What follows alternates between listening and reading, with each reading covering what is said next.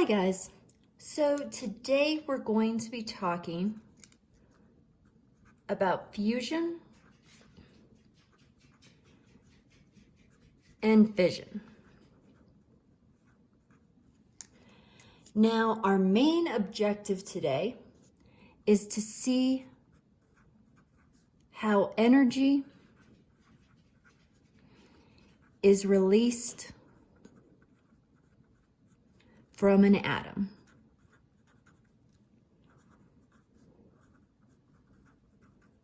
Our secondary objective is to compare and contrast fusion and fission.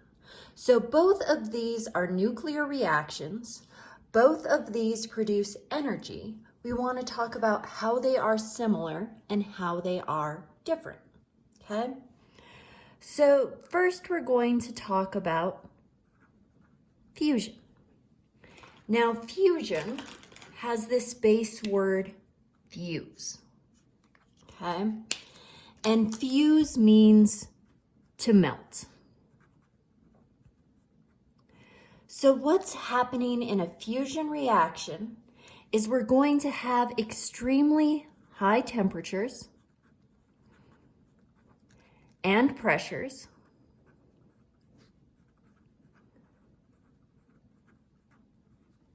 and what's going to happen is I'm going to have two small nuclei. So remember, center of the atom, nucleus, nuclei is plural. So I'm going to have two small nuclei, and they're going to collide. Now, when they collide, they are going to combine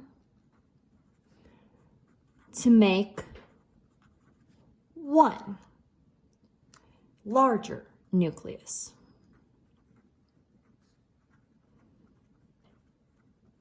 So I'm squishing two things together to make one. Now it turns out 56 seems to be the magic number to separate fission and fusion. Iron 56 and smaller will undergo fusion reaction. Anything bigger than 56 isn't going to be able to do this, okay? So I said this needs really, really high temperatures.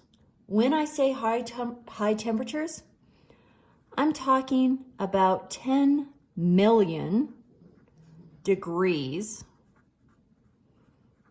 Celsius. So not just high, but extremely high. Now to get temperatures that are about 10 million, where this is generally going to happen is going to be in our sun and other stars, okay? So our sun actually undergoes 3 steps of fusion reactions. I'm only going to show you one as an example, but it actually is a 3-step process in our sun, okay? So the way it starts is I've got hydrogen hanging out in the sun. Hydrogen has 1 positive proton, and this is a special hydrogen. This is heavy hydrogen, also called hydrogen 2 or deuterium. He's going to run into a second deuterium heavy hydrogen atom. Now, because there are extremely high temperatures and high pressures on the sun, these two atoms are going to squish together. And when they react, I'm just going to combine these two things together. So what happens is I'm going to take 2 plus 2, and my new atom is going to have a mass of 4. For protons, same thing. 1 plus 1, the new mass is 2. Now, just like with alpha decay, just like with beta decay, I don't want to look at the periodic table for mass. Remember, isotopes are atoms of the same element with different mass. But my protons can't change, okay? So if I look at the periodic table, an atomic number of 2 would be helium. Okay? Now there are some good things about fusion reactions. Fusion reactions produce an insane amount of energy. And the benefit is there's no radioactive waste. The downside is it does need fuel to run. So eventually our sun will die. Once it runs out of hydrogen too, the reaction will stop. And if you've ever taken astronomy classes or earth science classes, you know that at some point in time in the future, we're going to start running out of hydrogen in our sun. It's going to grow to extremely large sizes. It'll actually take out the earth, and then it'll wind up shrinking down really small, get really cold, and die. This is millions of years in the future, not a big deal for us. We would like to use fusion reactions to create energy on Earth. We just haven't figured out a good way to do this yet. Okay? So our second reaction was a fission reaction. Okay? Fusion meant to melt. Fission, or fizz, means to split. Okay? So what happens in a fission reaction is the opposite of fusion. Here, I'm starting with one large unstable atom.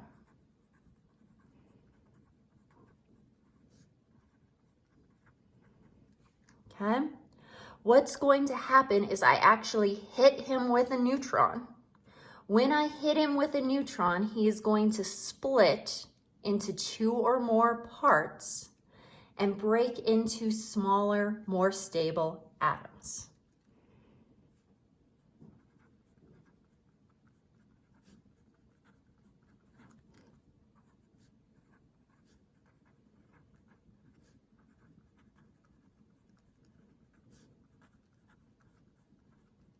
Okay? So when we talk about fission reactions, this is what you normally think about when we talk about nuclear reactions. This is what we use for our atomic bombs.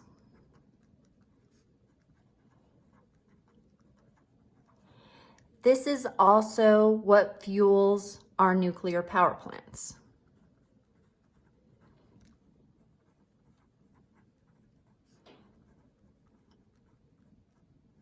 Okay, so fission reactions are what we think of. Now, really quickly, you may have heard of something called a hydrogen bomb or a thermonuclear bomb. Those are actually fusion reactions. However, they're a little bit tricky. Remember we said we need huge temperatures? So if I were to actually have a hydrogen bomb, what I would do is I have 2 parts. First part is a small fission reaction, an explosion that will produce the heat I need. And then the second one is a fusion reaction.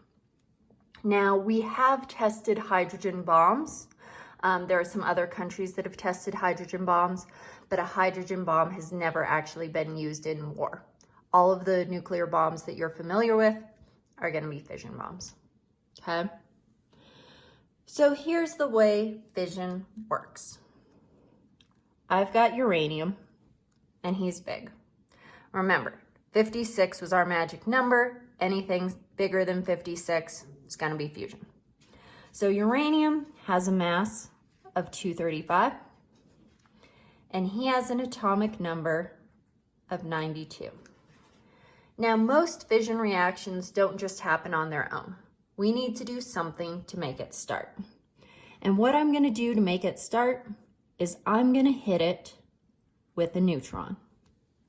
So 1 neutron, no charge. That's what that little 0 up there represents. Okay? So my neutron hits the atom moving very quick, and my atom is going to split or break apart. Okay? Now, unlike alpha decay, beta decay, you cannot predict the products in a fission reaction. I will always have to give you at least one of the products. So one of my products is going to be barium. He's going to make or have a mass of 141, and he has 56 positive protons. I'm also going to release 3 neutrons,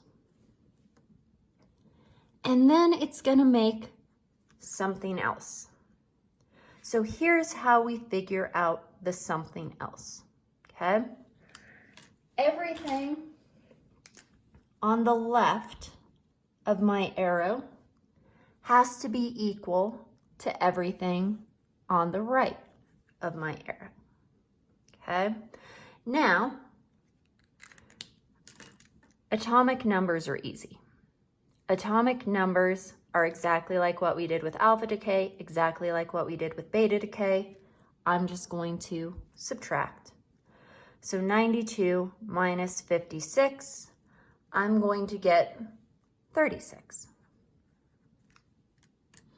Now remember, the atomic number tells me the element. I look on the periodic table, that's going to be krypton. Atomic number is easy, nothing new. The mass number is where it gets a little bit trickier, okay? Remember, our mass is the protons plus the neutrons. So I had a total of 235 positive protons and neutral neutrons in uranium. I hit it with another neutron. So I have 236 total over here. Over here, I had 141 positive protons and neutral neutrons. I also released 3 neutrons. So far, I have a total of 144 neutrons. Now, just like with the protons, the left needs to be equal to the right. So I subtract. So my new mass for krypton would be 92. Okay? So in fission reactions, we need to keep track of any extra neutrons as well.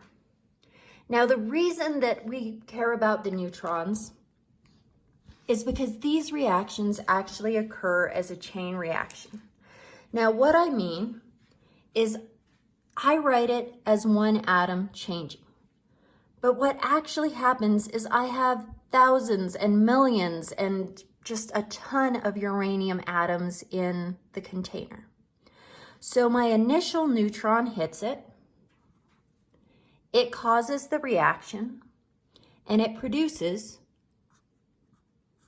3 more neutrons, okay? Now, each of those neutrons will hit a U-235, and they will produce 3 more neutrons. Each of those neutrons hits another 235, and each of them produces 3 more. And so it starts going faster and faster and faster. In the case of a nuclear power plant, if this isn't stopped somehow or controlled somehow, that's when we get meltdowns, okay? So we have to control how fast this happens. Otherwise, it releases too much energy too quickly. Now, we said that both fusion and fission, one last thing. We use this for atomic bombs. We use this for nuclear power plants. Unlike fusion, this does produce nuclear waste. This is not an entirely clean source of energy. And the problem is, some of that waste takes a really long time to break down, like thousands or millions of years to break down, which means we have to find a way to save that somewhere safe where it doesn't get into the environment, okay? So that's the downside of fission reactions. Now, really quickly, we said that we wanted to know how energy was released. Fission reactions, fusion reactions, both release energy. How? Now, there's something called a mass defect, okay? Now, in both fusion and fission reactions, if I weighed the reactants before any reaction occurs, I weigh the positive protons, the neutral neutrons. I see how much those weigh before anything happens. I run the reaction. And then I weigh the products. Again, those positive protons, those neutral neutrons. Law of conservation of mass says they should be the same. I don't create or destroy matter. But it turns out that in fusion and fission reactions, the reactants weigh more than the products.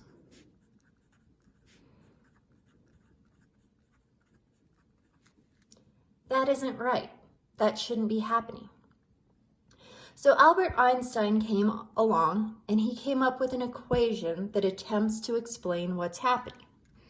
His equation is E equals mc squared, where E stands for energy, M stands for mass, the mass that's being lost in the reactions, and C is the speed of light. Now, we aren't going to do math with this equation. This is a very, very, very complex idea. But just so you know, the main concept is that the mass is being lost. As the mass is being lost, it's being changed into energy. And that energy is what is being released in our nuclear reactions. If you can tell me that, that's all you need to know from that concept, okay? So fusion, I'm squishing them together. Fission, I'm pulling them apart. The mass is decreasing, and that mass is being changed into energy.